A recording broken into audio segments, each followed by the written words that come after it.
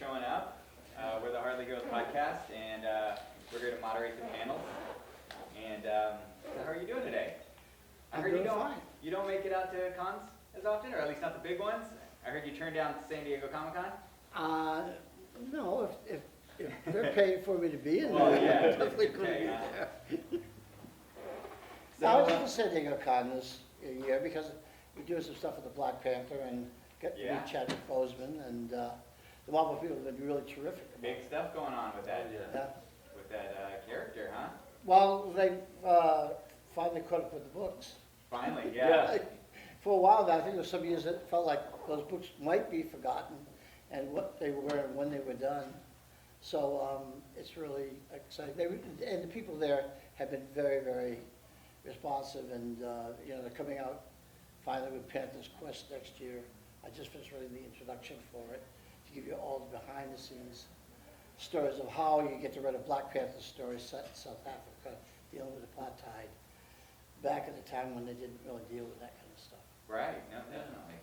So you are into writing comic books.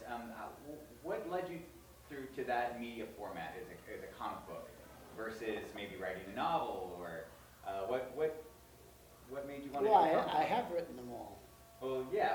What I got you started with actually comics? the intent wasn't to write comics. I was writing novels and I was playing around with film. And when I was about 16, I got a hold of my dad's 8mm Bolex camera, and I did a 2.5-minute movie, and I found that, I think I was about 16, 17 at the time, and I found out if you wrote it in a script and if you directed it and you starred in it, then the first thing was you always won the fights. Yeah. Yeah. And people would say, Don, I can kill you. In a fight, I would break you in half. I said, we know that, but in the script it says I win. And Yeah. so now here's how we're going to do that. And then you could, because I love to do stunt work. I was really influenced a lot by Republic stunt people and the serials and things like that. So all of it was like trying to live that stuff for real. And we always oftentimes used real weapons. Alex Simmons was a good dear friend of mine. We were, the stories I did, Detectives Incorporated, were originally done for film, for him and I to play together. And there's one where I was swinging an axe at my head. And I was like, are you sure you want to do this stuff? Yeah, I'm going to duck beneath it, chuck it into the tree over my head. Shows you, see, reading the comic books, what they can do to you. It's just kind of, but here's the other thing. On top of winning all the fights, you also got all the girls. Yeah. And in the script it says, well, here, and it's funny, you put it in writing, and then suddenly it becomes like gospel. So I said, this is infinitely preferable to real life, and I will now live the rest of my life this way if I possibly can. No, that's awesome. Yeah. So when you're writing these, are you visualizing the images that are going to be on this art when you're writing these comic books? Do you know what you want to see in the comic when you're writing these? If you look at any of the script pages, especially the title pages, I design most of those. Yeah, it's very visual sense. Yeah. I mean, you got to have art. First of all, a writer can bleed onto the page. You can care all you want, but if you don't have an artist who believes in the work and has the talent to pull that off, you can ask for anything. But if you don't have a Rich Buckler, or if you don't have a Billy Graham, and you don't have a Craig Russell, Gene Colan, Tom Yates, I mean, I had really excellent, and I'm leaving people out, Dwayne Turner, I mean, there's so many excellent people to work with, Marshall Rogers. So they just give it, well, I'm leaving that person out, or I'm leaving, these are terrific artists to work with. And because there's a lot of extra hard work for them to do. It was, the thing about writing comics, when you were to say the big companies in the 70s, you had a page rate. And whatever that page rate was, I think for Panther's Rage, which is, the reprinting and all kinds of volumes now, I was paid $12 a page. You got paid $12 a page, whether you spent 10 minutes, 10 hours, 10 days, Oh, wow. 10 weeks, it doesn't matter. you're getting the same amount of money. If you look at those books, either you know a crazy guy had to be doing this, because there was so much time and effort put into trying to do those books. And then there were so many things you have to contend with to put a series like that together. Interesting. Does that help you out at all, Benny? No, yeah, definitely. Gonna kind of ask, how fast, depending on the book, could you turn out a page?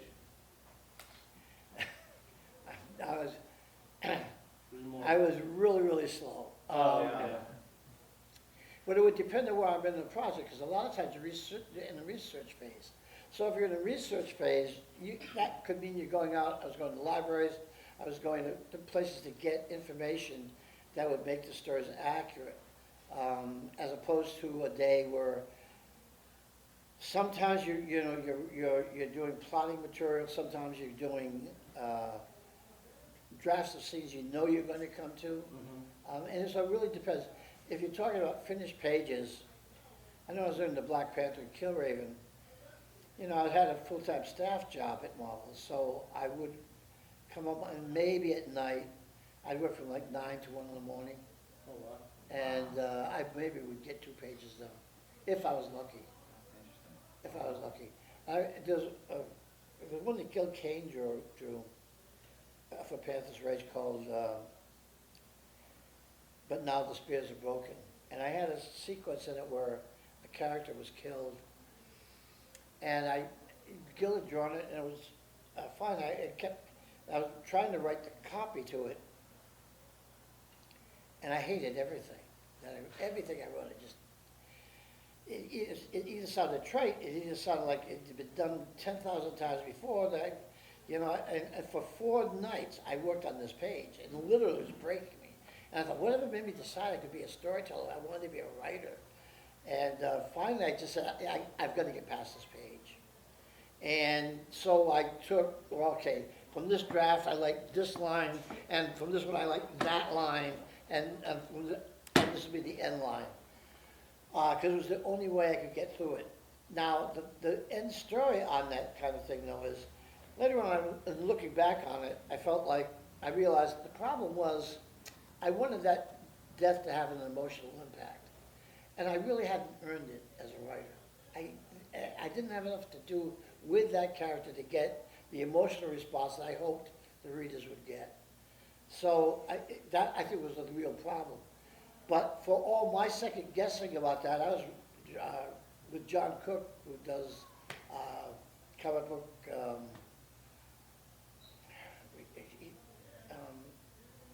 He's done 2 really big comic magazines for Tomorrow magazines. I literally just can't think of them right now. Said to me, "Oh, I love that page." He started talking about that page, like that page really moved me down. I'm going, John, that page almost killed me. I must stop being a writer. Wow. You, in your comic books, you tackle a lot of different topics, political topics, drug use. Do you actively look for those type of topics, or did you kind of just fall into that? Well, I'm a human being living in this world. So you start,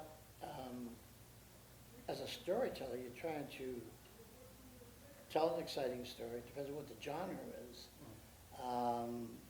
So I love all of the different genres. People forget I started telling horror stories for Warren magazines. But I was always trying to find a way to make those stories relate to something on more than one level. So you're trying to satisfy that genre convention, whether it's a superhero, whether it's a private eye, whether it's a Western, whatever, genre you're in.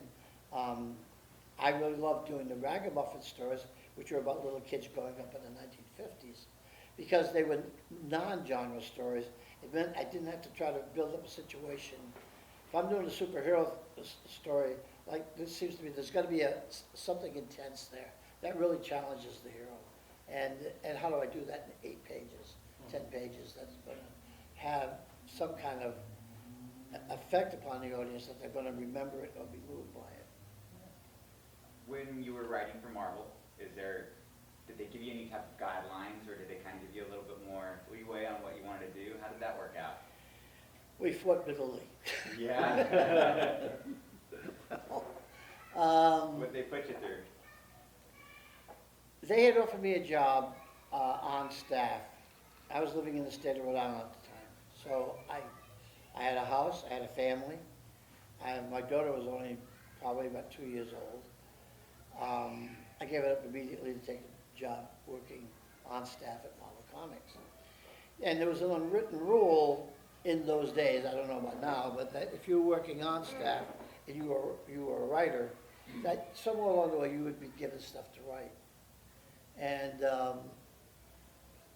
basically I was like in a gopher kind of job more than anything else, but I was also proofreading, they were doing reprint books in those days.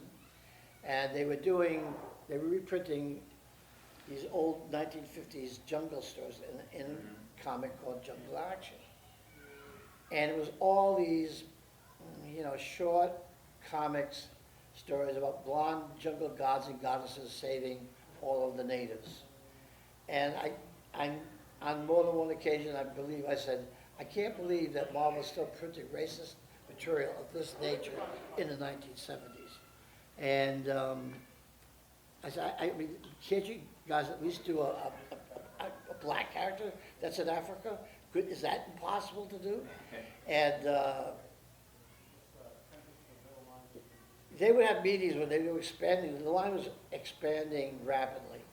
And it was decided that Jungle Action would become a book that was 2/3 new material, and the back third would be reprint material. And that they're going to do the Black Panther. And they were doing the same thing with a title called Amazing Adventures, where they had War of the Worlds being done with Killraven. They had high hopes for Killraven, but science fiction and jungle stories weren't known to be big sellers in the 1970s in comics. Joe Kubert had done Tarzan, and if you really couldn't make a success out of Tarzan, really kind of like that, for the industry at least, for people working at that time inside the industry, it was like, well, that's kind of a dead genre. And so they gave me those books, and I was told later on, after two or 3 years of going through this stuff, that they had given me the books expecting them to die, saying, well, we gave you a chance, Don, and you blew it. But giving books that they had just given up on, there were upsides to that, and real upsides to that, but there were a lot of downsides as well. The books weren't going to get the kind of exposure you weren't going to get. They weren't going to get promoted in terms of like letting the audience know what you were doing. On the other hand, you had those books weren't being looked at like, if you were doing Spider-Man, everything you did before it ever got to the page was being looked at. So their only edict was with the Black Panther was that it had to be set in Wakanda. And I think that's the only guidance I was given. However, so as soon as I looked at it, it was like, well, it was a bi-monthly book, so there's a lot of factors you take into account as a storyteller.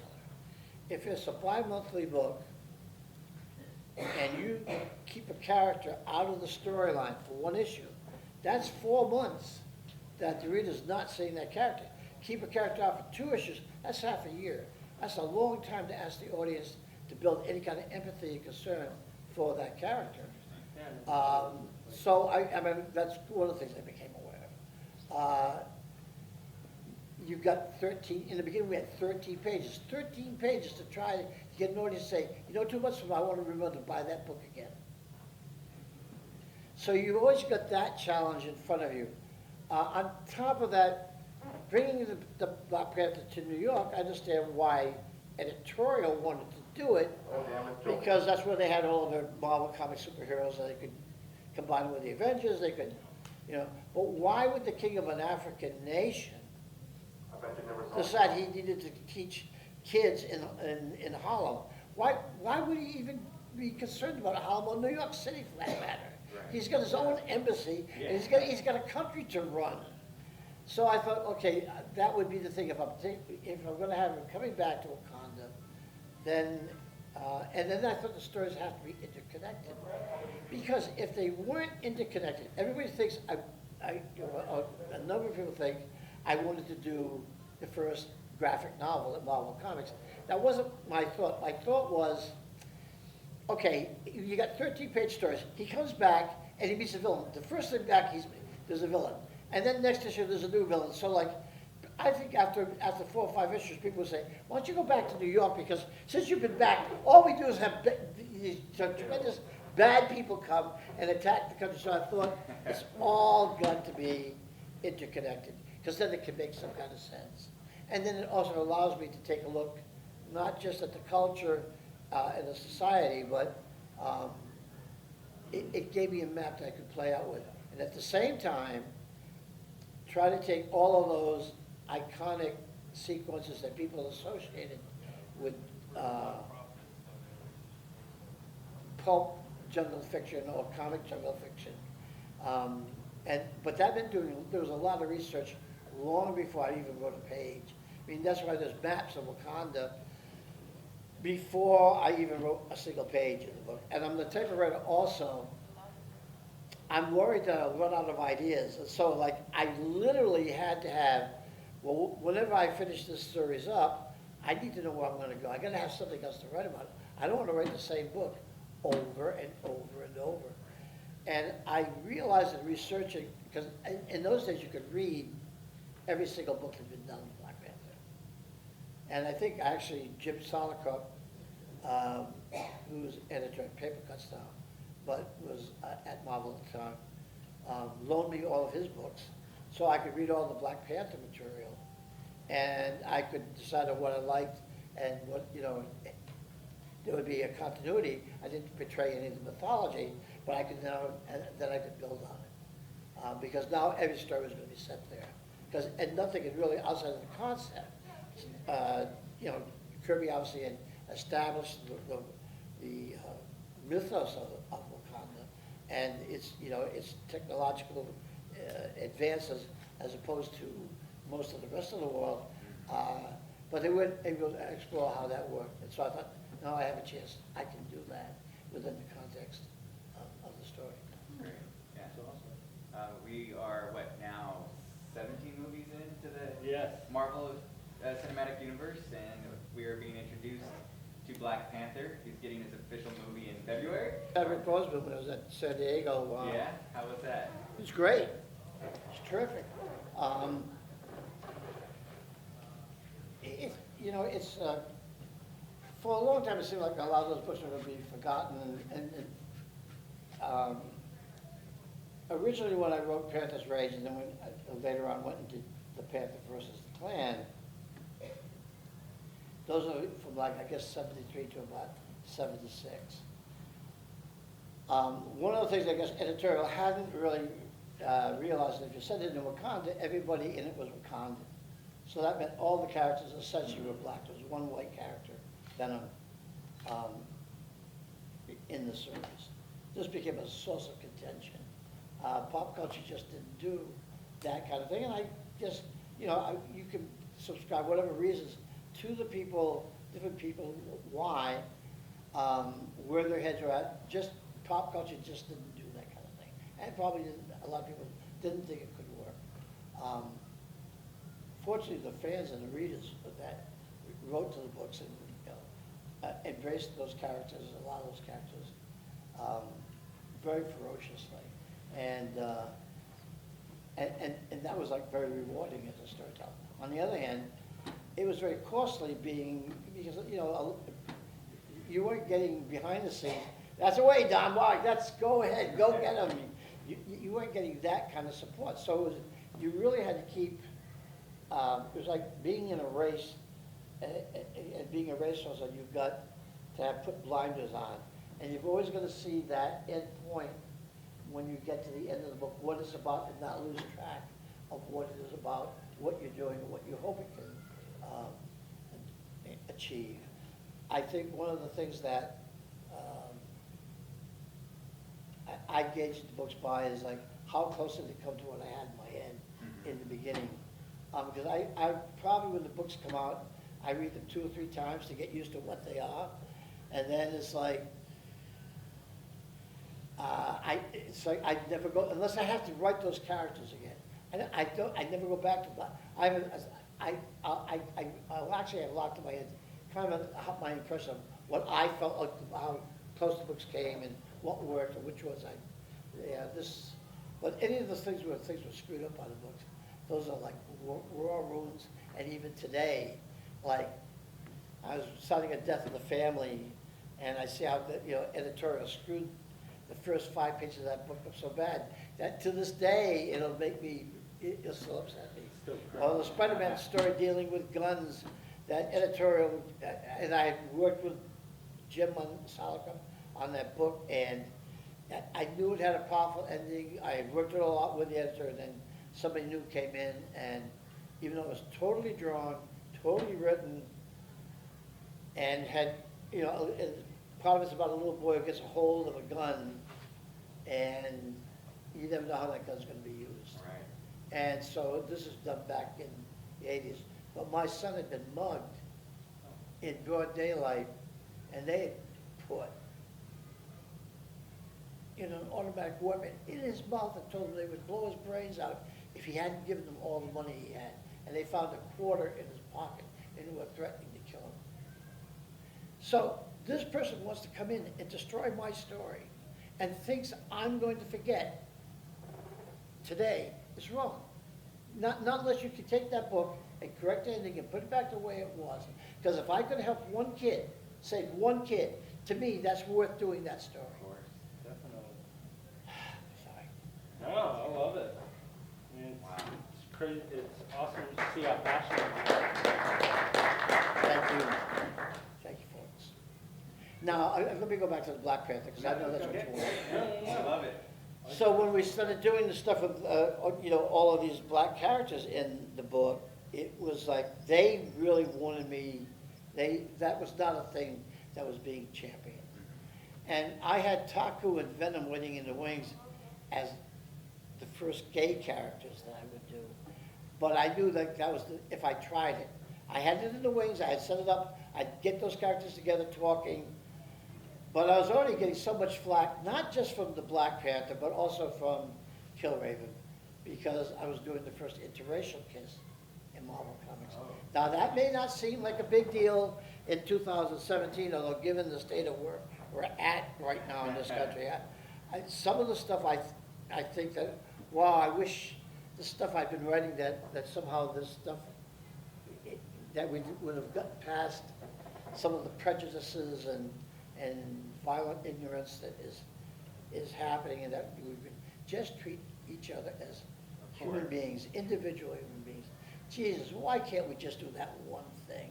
Yeah. I don't want to sound like too much of an idealist here. They're fine. So at any rate, when I was finishing up doing that series, I originally was going to take the Black Panther to South Africa, because I told you I was reading all the Black Panther stories. Yeah. Before I started writing Panther's Rage, and I realized they never mentioned his mother. They always talked about his father, but they never mentioned his mother. And if you read Panther's Rage, you'll find no mention of his mother. Because I thought, okay, the next storyline will be the Black Panther goes to South Africa to find his mother. I don't know why she's there. I don't know why nobody talks about her. But a story about a son searching for his mother in a racially oppressive nation should spark on a human level. That most people can relate, just the idea of a child trying to find a parent. And so that means, on the other hand, what happened was, because real life then starts to get in the way, because despite the fact of saying, I'm going to live my life like it's a movie or a comic book or whatever, real life does have a way of coming in, and I was going through a divorce as I was coming toward the end of Panther's Rage, and I realized I was going into child custody courts to fight for my daughter. Nothing was more important to me than my daughter, still isn't. Because I'm here in California right now. Islam lives in California. As soon as I leave this thing here, the books get forgotten, and I'm going to see her and my grandkids. So I knew I couldn't do the apartheid stuff. I didn't have the energy, the focus to be able to do the research that was going to be required for me to do it. And it was America's bicentennial. And I thought, okay, I'll give America a birthday gift. And they've been wanting white people. I'll send them back to America, and I'll do the Panther versus the Klan. Well, that didn't kind of go over so good. And I think by the second or third issue, it was, I had them like tied to the cross and they were burning him alive.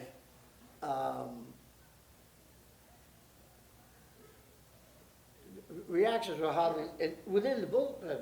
Now, the fans were really great. I mean, they really responded to those books a lot. I mean, and to this day.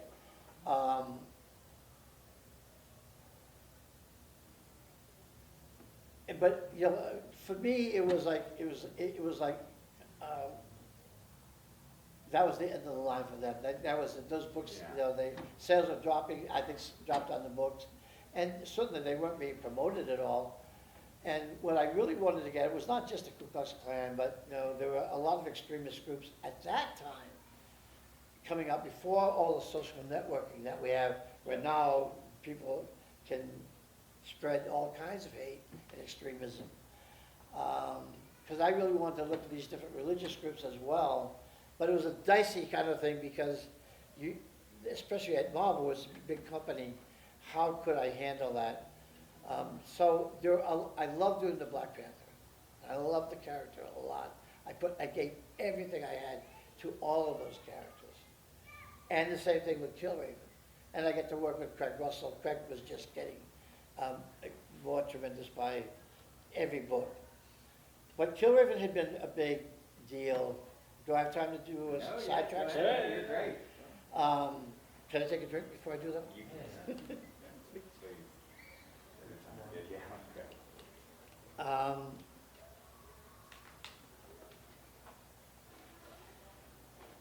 When I first came up with the idea of Bashula and Camilla Frost becoming lovers, I did the same thing I was doing with Taco and Venom and the Black Panther. I would have scenes, every issue, there'd be one scene, a page that was theirs, where there would be something between the two of them. And they would just be, you know, talking, or having some interaction, getting the audience used to their being in the same page together.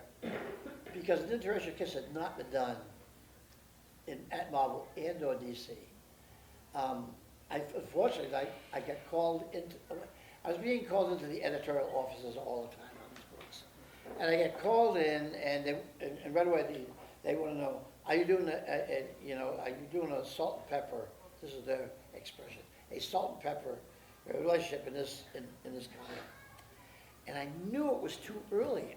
If I said I was doing it, I would be told no, I couldn't do it. So now, if you tried to do it, and you've been told no, that you can't do it, that's an open act of rebellion. And I probably won't get it printed anyhow. And there's no sense of doing a thing if you can't get it to you, and the rest of the world. It's just, you want to just keep it until you can find a way that you got a shot. You at least got a shot of getting it there. So I had noticed quit the book, but then when Craig was drawing it, I knew I could do it, because Craig, there would be no problem with Craig Russell. Craig was just terrific to work with. And, but now how can I get that sequence into the book? But I also knew that Stan really did want Marvel to be first about things. And there was some rumor that maybe DC was going to do an interracial kiss in one of their romance comics. Not one of their regular ongoing series, but maybe and this was not confirmed, but there were some, pros in the business. Every once in a while would be mentioning that maybe this was going to happen.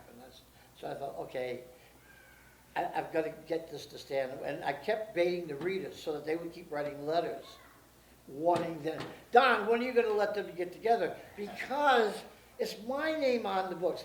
And despite everything else that's going on, the people also think it's you, that you can do anything you want. But you can't just do anything you want. You can want to do it, but then you have to find a way to be able to do it and to make it work. So I said, okay, I could go directly to Stan. His office is just over there, But if I bypass editorial and go to Stan, this is like,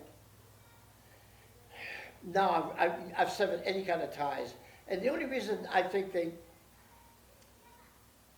didn't mind me being on staff was I had no agenda to try to become editor-in-chief.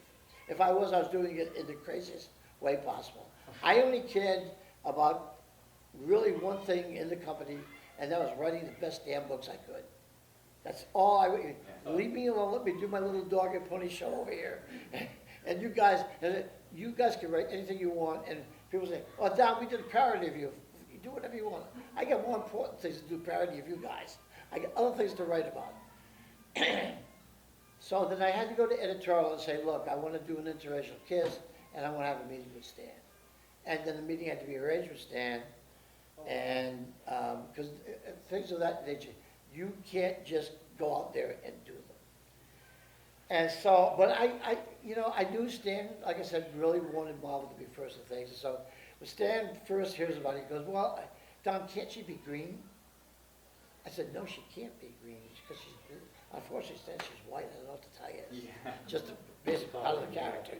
And so they were, I said, well, I hear that DC's getting ready to do an interracial, because I'd just be ashamed to see the DC do that first before you guys at Marvel did that. That would just be, oh, I don't want that done. I don't want that to happen. No. Well, so then they decided, okay, I could do it, but the panel where they kissed had to be done in knockout colors. Now, if some of you folks know what the terminology in comics, it means they're all one color. In other words, they would all be this blue. All right, so that way, so the PTA in the southern states can't hold this up and say, look at your kids are reading over here. And I don't know how it happened, but when the book came out, apparently the panel, I got called to the editor's office again and goes, Don, what's this? And it was in full color. God, what is it? Really? Seriously? How did that happen? Let me see. Well, it doesn't look that bad. I don't see. And you know what the thing was? The sky didn't fall on their head. The comics business did not cease to exist. And, the next time people wanted to try to broaden comics out a little bit more, it was probably a little bit easier to do, because it had been done once. So, yeah, am I glad we did it? Yeah. I love the characters, and it allowed me to do a lot of things. All I wanted to do was open up the door for people who are going through these things. I had friends who would be living through situations like this. So as a writer, as a storyteller, I wanted to address the things that we all have to face as human beings. And but at the same time, I'm going to tell you the best story. If I'm doing the Black Panther, I'm going to put him through hell. Oh, yeah. It's going to be about heroes and what heroes have to do to become heroes. And so every level, I'm always afraid. I swear to God, the more people responded to Panther's Rage as the books were going along, and I would think, I'd be up on issue 8 now, and I would think, and now the letters were getting longer. People were really reading these books, and they were really applying them to their own lives or what they felt. And I thought, it's the next book I'm going to go off the edge of the cliff. And they go, geez, Don, you had it to here, and then wow, you just blew it all. I think it's one of the biggest fears a storyteller can have. So, were you always known at Marvel as pushing the envelope, always trying to, I have no idea what I was known at. Because I definitely, from your storytelling and telling us they almost expected that you were always going to push that envelope, which is really, awesome to see, not, going with the grain, you were going against kind of what everybody wanted. Yeah, but the story, that had nothing to do with the reasons. It's like Panther's Rage becoming the first graphic novel, if indeed that's what it is, as some people claim. That wasn't my thought. My thought was how did I make a cohesive story that the child could come back and it would be all of these villains, if there were separate stories to me, it just would make no sense. Yeah. So this, uniting it all, and that's how that came about.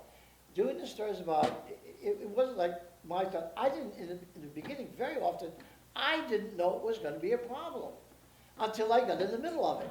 Yeah. So They said, your stories are gonna be set in Wakanda, and that became Panther's Rage. Now, indeed, I didn't tell them I intended to do that as a continued story.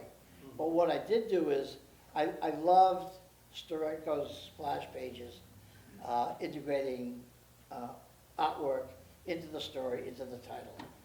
And I took the Panther's Rage logo, which I had the Panther and the different characters running around, which is right out of Steranko, who was influenced by Will Eisner. So there's a pop culture full circle there. I hadn't seen enough Eisner to be influenced by him, but I was certainly influenced. I love that kind of thing, and so I even paid homage to Steranko with with Malice by Crimson Light. It was like just a homage to a title page sequence he did for Dark Moon Rise, Hellhound Kill. Music novels. He wrote a book called Budwing about a guy who wakes up in New York City on a park bench in Central Park and doesn't know who he is.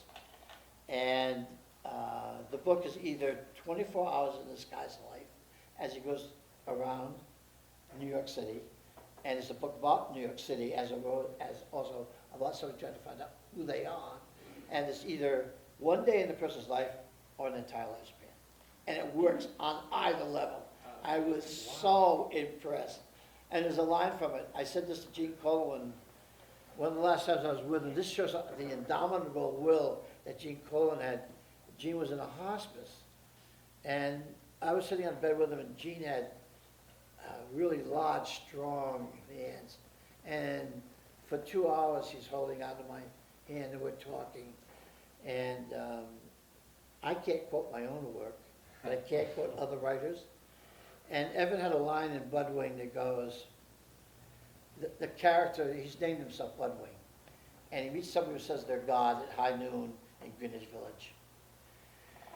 And the line goes, I'm tired of people looking at me and seeing only themselves. From now on, when you look at me, but you see nothing, nothing at all. And I think that kind of, I was probably about 19, 20 when I first saw it, and I thought, that really resonated with me, and it stayed with me probably for the rest of my life. Wow. Well, thank you, Don. We're going to turn to the audience. Does anybody have any questions? Anybody want to ask Don a question?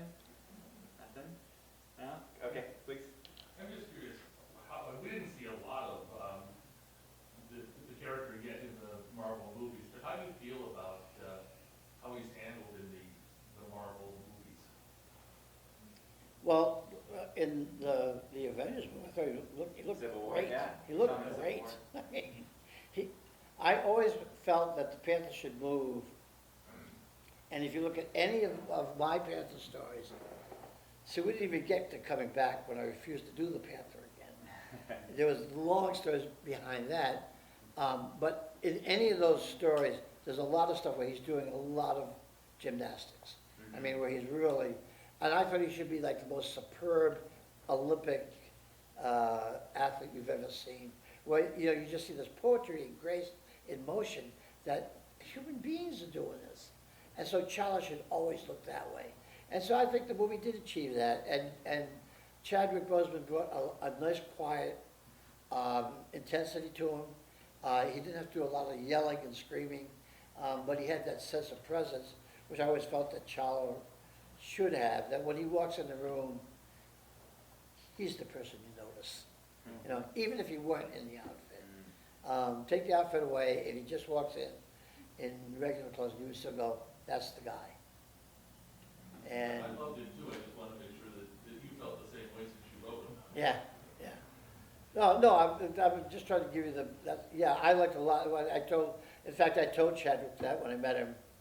There's photographs, if you go up on my Facebook page, there's somewhere up there. I don't think we have them on the website yet. But Marvel was kind enough to send me a couple of photographs from when we met and everything. So I think he's doing a terrific job. Do you have any other questions? Do you have any suggestions for up and coming writers? Anything that you can kind of give them a heads up on? Well, the industry's changed a lot since I was like really doing a lot of stuff at Marvel and DC. But I did teach a course in writing for comics at Okay. SVA Uh-huh. for a while. But, things have changed so much with computers and everything, and even a lot of times, I don't think people see original artwork anymore. The only advice I could get if you're a writer is find a way to believe in your work, find out what your voice is gonna be, decide what kind of writer you wanna be. In an interview I did some years ago, I talking about comics going back. I said, to be a writer in comics, you had three choices. One, you could be a mechanic, and that means you know how to put the machine together. They build a car, and you know exactly, this goes here, this goes that, and this is what they want in the story. And if you know how to do that, and there's nothing wrong with being a mechanic. It just means, just a bit, that's what you're doing. And if you don't want to be a mechanic, then you better be a whore. And if you don't want to be a hooker, and I don't find anything wrong with that. Just say, hey, I want the gig, I'll do it. I don't care if it goes against everything I believe as a human being, I want the gig. Yeah. But, just admit that that's what you're doing. Right. Now, if you don't want to be those two damn things, you better be a magician. Oh, that's good. Because you can wave pretty pictures over here while you're over here doing that. And oftentimes, I kind of felt that was probably a lot of, in the 70s. Not later on, because then I was working with people who believed in the material. But one of the other things I would say, that you've got to, if a writer can't believe in what they're doing, how can you expect anybody else to believe in it? And the other thing is, if you can't take rejection, if you cannot take people saying, you know what, your ideas aren't good enough, your thoughts aren't deep enough, your storytelling sucks. If you can't do that, if you can't have them put your head in your hands time and again and say, I will come back for more, then maybe you should leave it for mommy and dad. Let them read your stuff and stay having fun with it. Great. I don't know if that helps at all. No, that's No, great. it's great. That's awesome. I loved it. Well, it looks like we're out of time, but I want to thank you so much, Yeah, Don. that was awesome. It was awesome. I know you came out here from the East Coast, and I know you're here visiting your daughter, but we're I will happy that you be, stopped by. I will be, not now, we're going to San Francisco first. Yeah, that's great. And then we will go down and see her. And you're sitting at the artist table. Yes. So And I, feel free to go see, by. we never got into the books I created, because we never even got into Saber and We had a lot on the We- list. we did but we they give had us- read the- they give us 45 we minutes. read the first babies being born in I comics, know. the first gay characters in comics. Maybe we. And we can Saber do was this the book again. where I really, and Detectives Incorporated, just allowed me, because I had a publisher who was willing to back. My only limitation was page count. Saber was 38 pages for the first one. The Detectives Inc. was 46 pages. But other than that, in those 46 pages, I could do anything I wanted. So, to me, I always loved Dean Mulaney for that. He opened up a lot of the work for me, but a lot of the books are on sale over, I have a few of them, but whatever few I have left, they're awesome at the table, and, but if you just want to come by and talk, we can do that too, if I got any voice left. Yeah. Yeah. Thank you so much, Don. Okay. Appreciate it.